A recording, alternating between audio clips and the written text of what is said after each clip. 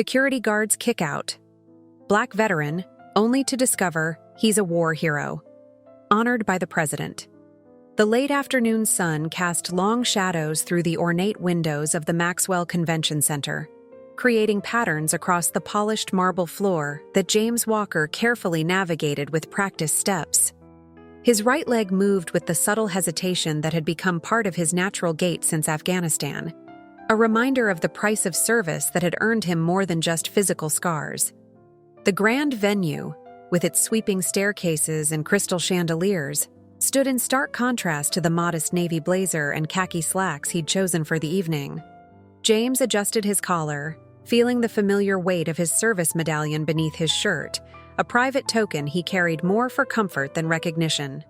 At 42, his face carried the quiet dignity of someone who had seen both the best and worst of humanity, his dark eyes holding a depth of experience that often made others uncomfortable.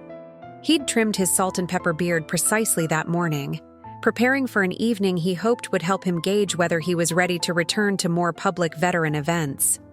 The foyer buzzed with the particular energy of prestigious gatherings, the subtle rustle of expensive fabrics, the gentle clink of jewelry, the measured tones of people accustomed to being heard. James observed it all with the heightened awareness that had kept him alive in combat zones, noting how conversations subtly paused as he passed, how eyes tracked his movement with varying degrees of discretion. A woman in an evening gown clutched her purse closer as he walked by, a gesture so familiar it almost made him smile with its predictability. The smell of fresh flowers mixed with expensive perfume filled the air, accompanied by the distant sounds of an orchestra warming up in the main hall.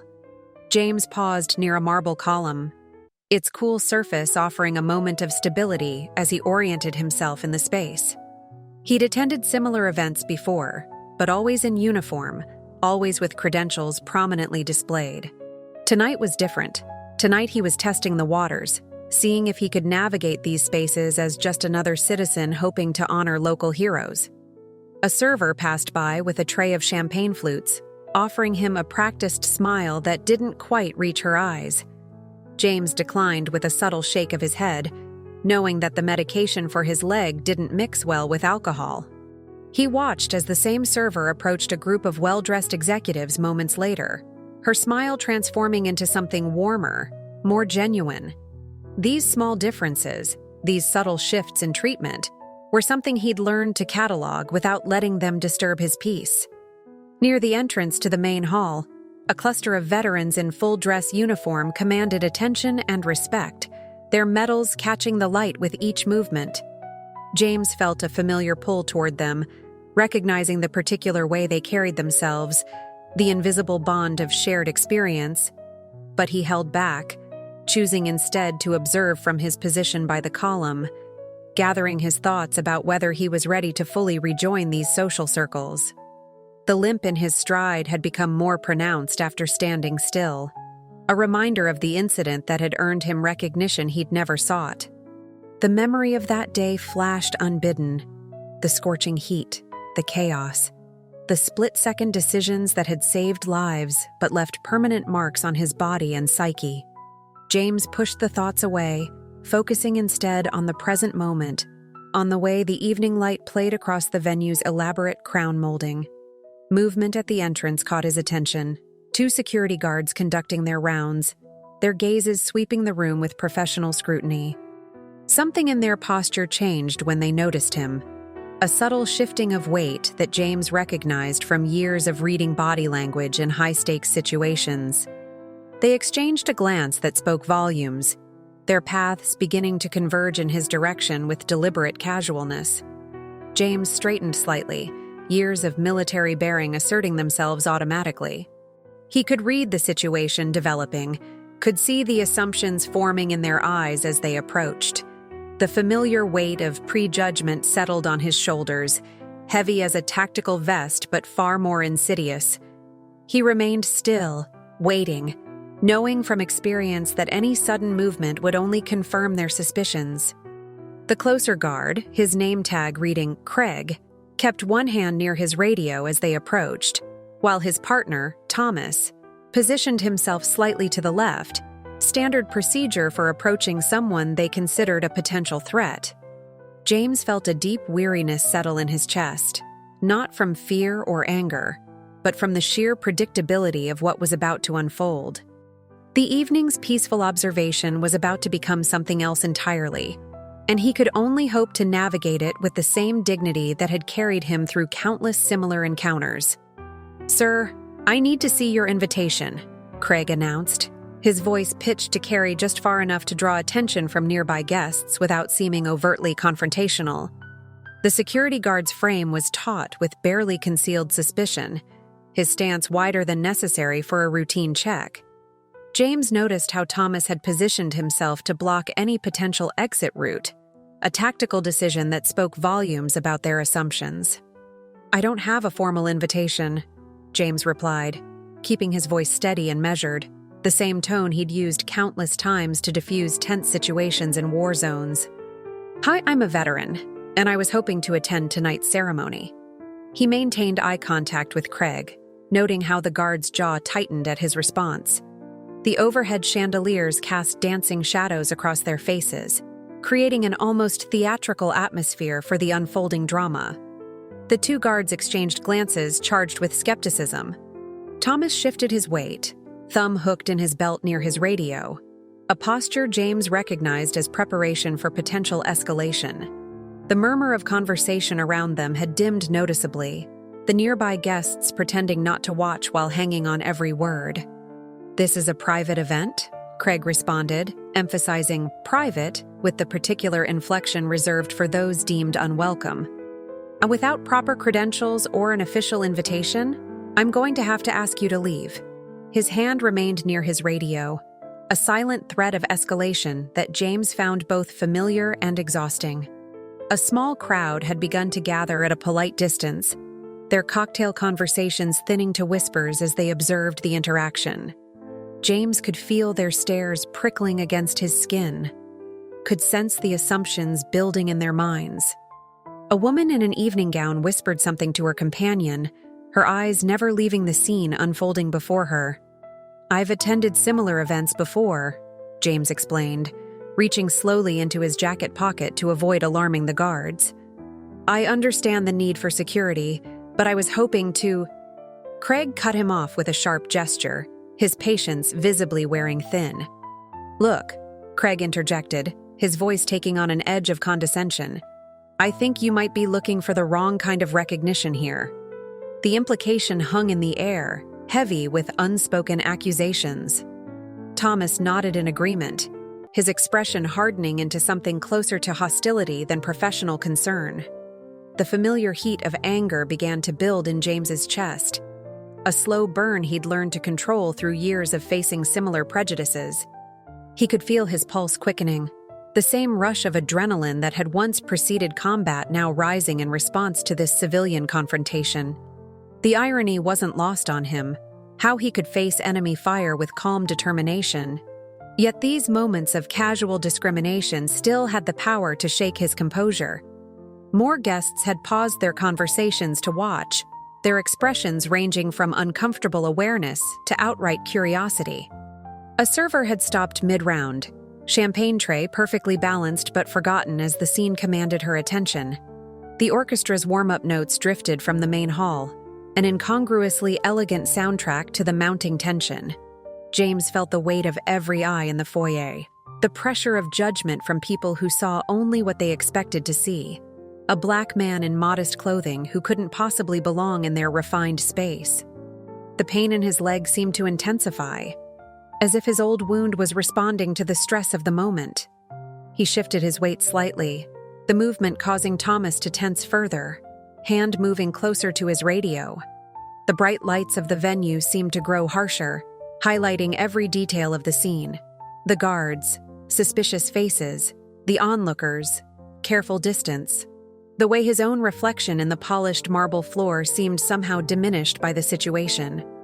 James thought of all the times he'd faced similar moments, all the occasions when his service, his sacrifices, his very humanity had been questioned based on nothing more than appearance and assumption. Craig's posture had grown more aggressive, his patience clearly wearing thin with what he perceived as stubbornness rather than dignity. "Sir," he said, the words stripped of any respect it might have carried. "I won't ask again. Please leave the premises before we're forced to take more serious measures." The threat in his voice was clear, and James could read in his stance the growing likelihood of physical confrontation. The anger in James's chest transformed into something deeper, a profound sadness for how little had changed, how even in spaces dedicated to honoring heroes, some heroes were deemed more worthy of respect than others. He felt the weight of every medal he'd earned, every commendation he'd received, every life he'd saved, all invisible beneath the surface assumptions that continued to define too many of his interactions. "He's trying to sneak in without credentials," Thomas announced to no one in particular, his voice carrying across the marble floor with deliberate volume. The accusation hung in the air, drawing more attention from the growing crowd of onlookers. James felt each word like a physical blow, the casual dismissal of his integrity cutting deeper than any combat wound ever had. With movements deliberately slow and controlled, James reached for his wallet, the leather worn smooth from years of use. Inside, behind his driver's license, lay the veteran's ID he'd hoped wouldn't be necessary tonight. The familiar photo stared back at him, a younger version of himself in uniform, before the gray had started threading through his temples, before the limp had become part of his daily existence. "I have identification," James said quietly, his voice carrying the weight of countless similar moments. He held out the ID card, watching as Craig barely glanced at it before shaking his head dismissively. The guard's contempt was palpable, a barrier as solid as any wall James had ever encountered in combat. "This doesn't grant you access to private events," Craig stated flatly, his tone suggesting he'd already decided the ID must be fraudulent. "Anyone can get a card made these days." The casual invalidation of his service, of his sacrifice, sent a fresh wave of anger through James's chest, but he maintained his composure, years of discipline holding firm. The crowd had grown larger now, their whispers creating a soft undercurrent of judgment and speculation. James could feel their stares, could read the various expressions, some uncomfortable, others openly hostile, a few showing hints of uncertainty or concern. The weight of their collective gaze pressed against him like a physical force. The pain in his leg had intensified, a familiar throbbing that always seemed to worsen under stress. James shifted his weight slightly, the movement causing Thomas to take a half step forward, hand still hovering near his radio. The gesture spoke volumes about their continued perception of him as a threat, despite his calm demeanor and attempted proof of identity. The evening light streaming through the high windows had begun to fade, casting longer shadows across the foyer. James thought of the countless times he'd faced danger without flinching, of the medals stored in a quiet corner of his home, of the lives he'd saved and lost. All of it seemed to dissolve in the face of this moment, where his worth was being judged solely by appearance and assumption. "I understand," James finally said, his voice carrying a dignity that seemed to momentarily silence the whispers around him. "I'll leave." The words tasted bitter in his mouth, each syllable a small surrender to the prejudices he'd fought against his entire life.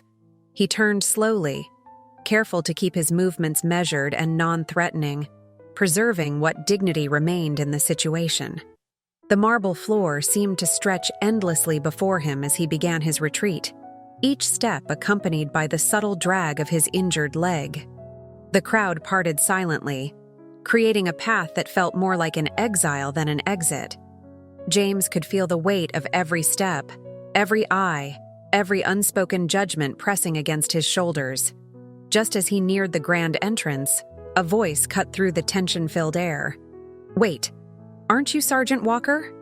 The words rang out clear and sharp, causing heads to turn and conversations to halt completely. James paused, recognizing the particular tone of recognition, of respect, that he'd heard countless times from fellow veterans. Through the crowd came a man moving with purpose, his face alight with recognition and growing dismay at the scene he was witnessing. James turned slowly, watching as the stranger approached, noting the subtle military bearing in his stride, the look of genuine respect and shock in his eyes. The guards and postures had shifted, uncertainty creeping into their previously confident stances. The whispers in the crowd had taken on a different tone, curiosity and confusion replacing the earlier judgment. James stood still, feeling the situation pivot around him, watching as the familiar script of prejudice and dismissal began to unravel in the face of unexpected recognition. The man who had called out was closer now, his expression a mixture of awe and embarrassment at what he'd witnessed. James could read the genuine emotion in his face, could see the respect there that had nothing to do with credentials or invitations, and everything to do with recognition of service and sacrifice. The evening light caught the tears beginning to form in the corners of the stranger's eyes as he drew closer, his hand already extending in greeting. The atmosphere in the foyer had transformed completely, the earlier tension giving way to something else entirely, a moment of truth about to break open like dawn across a battlefield. "I'm Robert Stevens," the man said, his voice thick with emotion as he extended his hand. "I was there when you received the Presidential Medal of Freedom. I watched the ceremony on television. I never thought I'd have the chance to meet you in person." The words echoed through the suddenly silent foyer, each syllable landing like artillery fire in the previously hostile space. James clasped Robert's offered hand, noting the subtle tremor in the other man's grip, the way his eyes shone with a mixture of respect and disbelief. The security guards, Craig and Thomas, had frozen in place, their earlier confidence evaporating like morning mist under a harsh sun. The crowd's collective breath seemed to catch, the air growing thick with dawning realization. "Sergeant Walker saved an entire platoon," Robert continued, his voice gaining strength as he turned to address the gathered onlookers. "He went back into active fire three times, to pull out wounded soldiers after an ambush. Even after taking a bullet to the leg, he wouldn't stop until everyone was safe." The words painted vivid pictures in the minds of those listening, transforming the man they had so recently judged into something else entirely. Craig's face had drained of color, the earlier smugness replaced by a sickly pallor that spread down his neck and disappeared into his collar. Thomas had removed his hand from his radio, his posture deflating as if someone had suddenly released all the air from his previously puffed-up authority. The transformation would have been almost comical if it weren't so tragically indicative of deeper societal issues. The evening light streaming through the windows seemed to shift, casting James in a different glow as Robert continued to recount his acts of heroism. The pain in his leg, the very injury Robert was now describing to the spellbound audience, throbbed with renewed intensity, as if responding to the retelling of its origin. The president himself said that Sergeant Walker's actions went above and beyond anything we could ask of our soldiers, Robert recalled, his voice carrying easily through the hushed space. "I remember watching him pin that medal on your chest, sir. I remember thinking about how many families still had their loved ones because of what you did that day." The woman who had earlier clutched her purse closer now pressed her hand to her mouth, her eyes wide with the recognition of her own prejudices. The server who had stopped to watch the confrontation had set down her tray of champagne, tears visibly forming in her eyes as she listened to Robert's account. James stood quietly, maintaining his dignity as the story of his service unfolded around him. He watched the faces in the crowd transform, from suspicion to shock, from judgment to shame, from casual dismissal to dawning respect. The weight of their stares felt different now, heavy with a new kind of discomfort. Craig took a halting step forward, his earlier authority replaced by visible distress. His mouth opened and closed several times before he managed to speak, his voice barely above a whisper. "Sir, we had no idea." The words fell flat in the space between them, inadequate in the face of what had transpired. Thomas remained rooted in place, his face a study in conflicting emotions, shame warring with professional training, respect battling with earlier prejudices. His hand, which had so recently hovered near his radio in preparation for confrontation, now hung limply at his side. Robert turned back to James, his eyes still bright with emotion. "I've told my children about you," he continued, his voice softer now but no less impactful. "About how one person's courage can make all the difference in the world. About what real heroism looks like." The words hung in the air, a stark contrast to the treatment James had received moments before. The orchestra in the main hall had fallen silent, as if even the music recognized the gravity of the moment unfolding in the foyer. The only sounds were the quiet sobs of a few audience members and the occasional sharp intake of breath as Robert continued to detail James's achievements and accolades. James felt the familiar mix of emotions that always accompanied recountings of that day. Pride in his service warring with the cost of his sacrifice, satisfaction at lives saved competing with memories of those lost. But now these feelings were overlaid with a deeper awareness of how quickly perceptions could shift, how respect could suddenly materialize once credentials were verified and status confirmed. The evening shadows had lengthened across the marble floor, creating new patterns that seemed to mirror the changing dynamics in the room. The same space that had moments ago been charged with suspicion and hostility now hummed with a different energy, one of recognition, respect, and dawning shame. "There's been a terrible misunderstanding," Craig stammered, his face flushed with a combination of embarrassment and dawning horror. We were just doing our job, following protocol." His words trailed off weakly, the standard excuse sounding hollow even to his own ears in the weighted silence of the foyer. Thomas stood slightly behind him, his earlier aggressive posture completely dissolved, leaving him looking smaller and uncomfortably vulnerable in his security uniform. James studied them both for a moment, noting how their eyes now struggled to meet his, how their hands fidgeted with their uniforms, how their feet shifted against the marble floor as if seeking stable ground in a world that had suddenly tilted beneath them. The crowd around them had grown larger, drawn by the palpable tension and the continuing revelations about James's identity. "Protocol," James finally said, the word floating in the air between them like a gentle challenge. "Let's talk about protocol." His voice carried no anger, no bitterness, just a calm authority that commanded attention. The same voice that had directed soldiers in combat now drew every ear in the vicinity, including those of the event organizers who had begun to emerge from the main hall, drawn by the commotion. When I served," James continued, his words measured and clear, "protocol meant assessing situations before making judgments. It meant treating every person with basic dignity until they proved they deserved otherwise." He paused, allowing his words to settle in the hushed space. It never meant making assumptions based on appearance. The evening light streaming through the windows had taken on a golden quality, casting long shadows across the faces of those gathered. In this illumination, every expression was heightened, the shame on Craig and Thomas's faces, the respect in Robert's eyes, the mixture of embarrassment and fascination on the faces of the onlookers.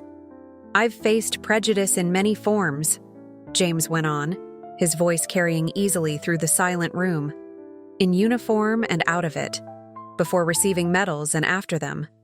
The only difference is that now, when people discover who I am, they scramble to apologize."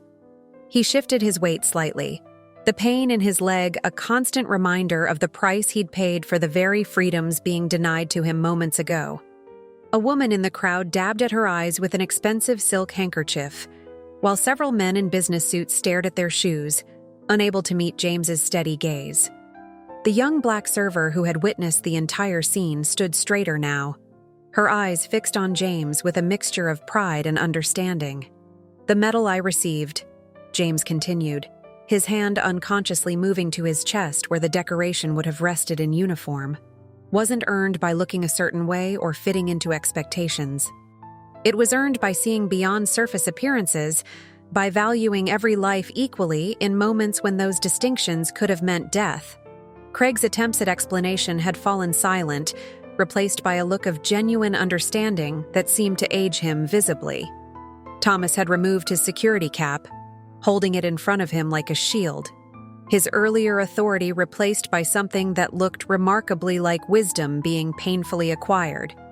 "When I was pulling my fellow soldiers to safety," James said, his voice softening slightly, "I never stopped to check their background, their status, or their appearance.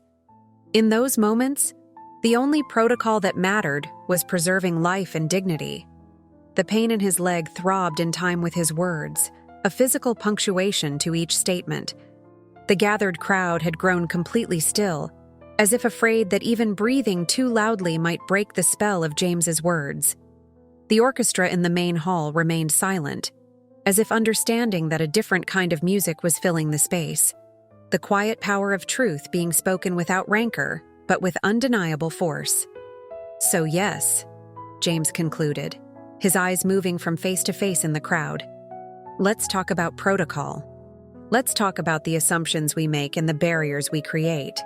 Let's talk about how quickly respect can appear once status is confirmed, and what that says about our initial judgments." His words hung in the air, heavy with meaning yet delivered with a dignity that made them impossible to dismiss. The security guards stood rooted in place, their earlier certainty replaced by something that looked like the beginning of transformation. The evening light continued to shift, casting new patterns across the marble floor, as if nature itself was acknowledging that something fundamental had changed in this space. Through the elegant double doors leading to the main hall emerged a woman in a tailored suit, her event organizer's badge catching the light as she moved swiftly toward the gathering. Behind her trailed several committee members, their faces masks of concern and mortification as they took in the scene before them. The head organizer, her name badge identifying her as Patricia Morton, reached James with an outstretched hand and eyes that couldn't quite hide her panic beneath their professional warmth.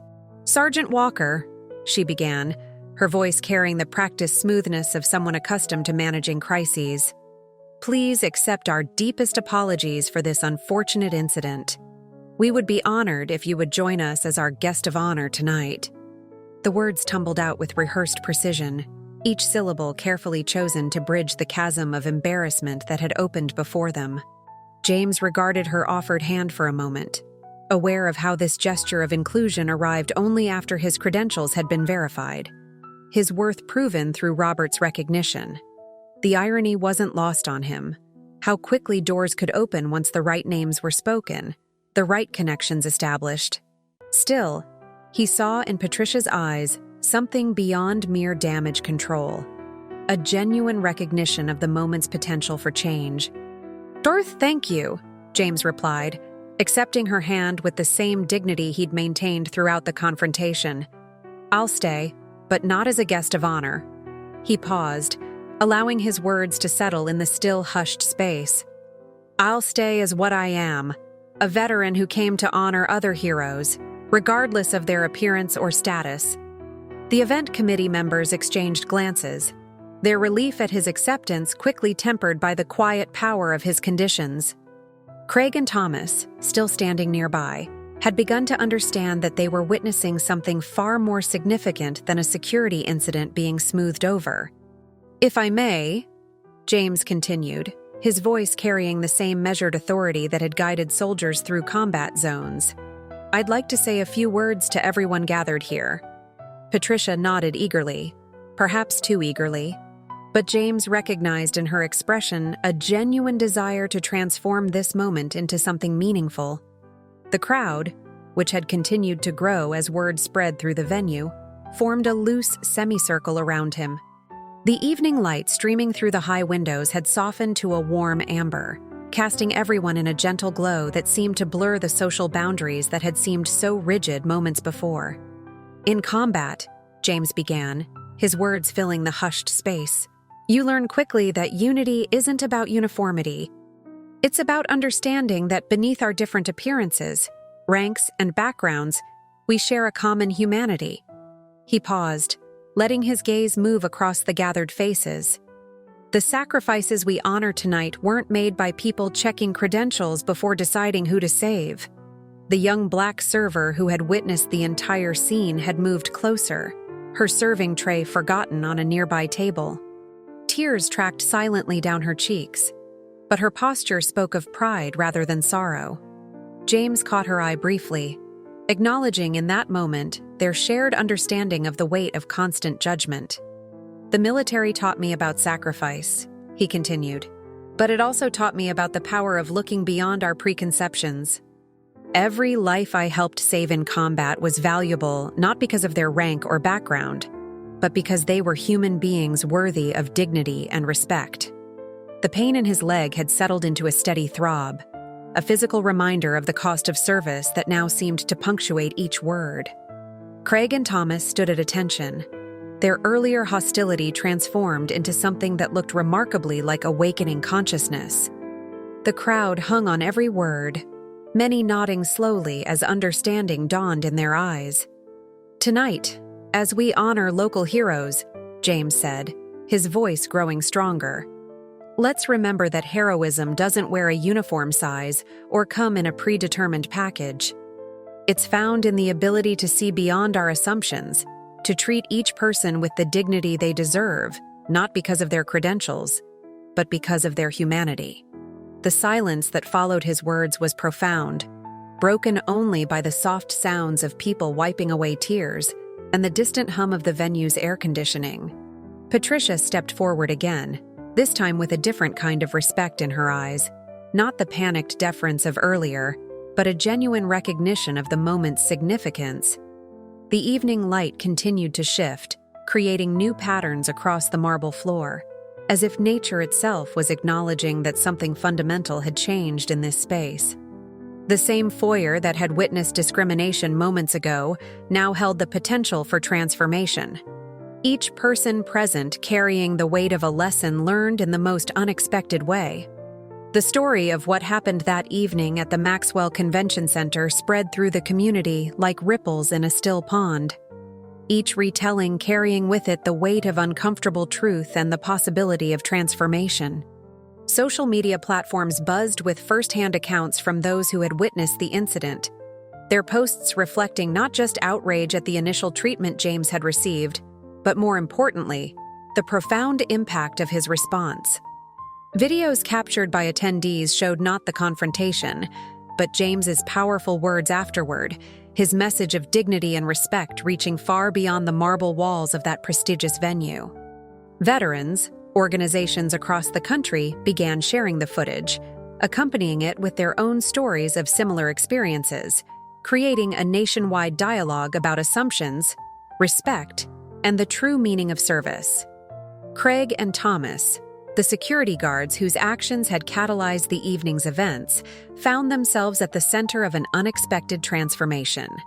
Rather than facing dismissal, they became integral parts of a new training initiative. Their experience, painful as it had been, offered a powerful testimony to the cost of unchecked assumptions and the importance of examining inherent biases. James received countless invitations to speak at events, conferences, and training sessions, each seeking to tap into the quiet wisdom he had demonstrated that evening. But he chose his appearances carefully, preferring to work with organizations genuinely committed to change rather than those simply seeking to polish their public image. He partnered with a veteran-led organization that specialized in training security personnel, helping develop programs that went beyond superficial diversity training to address the deeper issues of implicit bias and automatic assumptions. The Maxwell Convention Center, forced to confront its own institutional biases, implemented comprehensive changes in its security protocols. The new policies, developed with input from James and other veterans of color, emphasized dignity and respect as fundamental principles rather than conditional courtesies. The young black server who had witnessed the incident was promoted to a management position, where she helped ensure the new policies were more than just words on paper. Robert, too, whose recognition had helped break through the wall of prejudice that evening, became a close friend and ally in James's ongoing work. Together, they created a mentorship program for young veterans, helping them navigate the often challenging transition to civilian life while maintaining their dignity in the face of societal assumptions. Local media coverage evolved from initial sensationalized headlines about discrimination to to more thoughtful pieces exploring the broader implications of James's message. Journalists sought to understand not just what had happened that evening, but what it revealed about the subtle barriers that persisted even in spaces dedicated to honoring heroes. The incident became a case study in several police and security training academies, not as an example of what to avoid, but as a lesson in the power of dignity and the importance of examining unconscious biases. Craig and Thomas, once reluctant participants in this story, became its most compelling advocates, sharing their experience with new trainees and helping others recognize and confront their own prejudices. A year after the incident, James returned to the Maxwell Convention Center, this time as a keynote speaker at a conference on inclusive security practices. The same marble floors that had once witnessed his humiliation now carried his measured steps toward the podium. The pain in his leg remained, a constant reminder of his sacrifice, but it was matched by the satisfaction of seeing real change take root in the wake of that pivotal evening. The security team that greeted him that day was diverse, well-trained, and led by a familiar face, Thomas, who had transformed his shame into a commitment to reform. The young black server, now events manager, welcomed him with tears in her eyes and updates about the changes she'd helped implement. The venue's atmosphere had shifted, not just in policy but in practice, creating a space where dignity wasn't determined by appearance or status. James's story became more than just a cautionary tale about prejudice.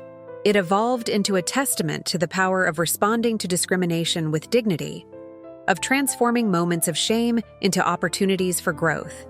His quiet strength that evening had sparked a movement that continued to ripple outward, touching lives and changing perspectives far beyond the polished halls of the Maxwell Convention Center. As he stood at the podium that day, looking out over a sea of faces eager to learn and change, James felt the weight of his service medallion against his chest.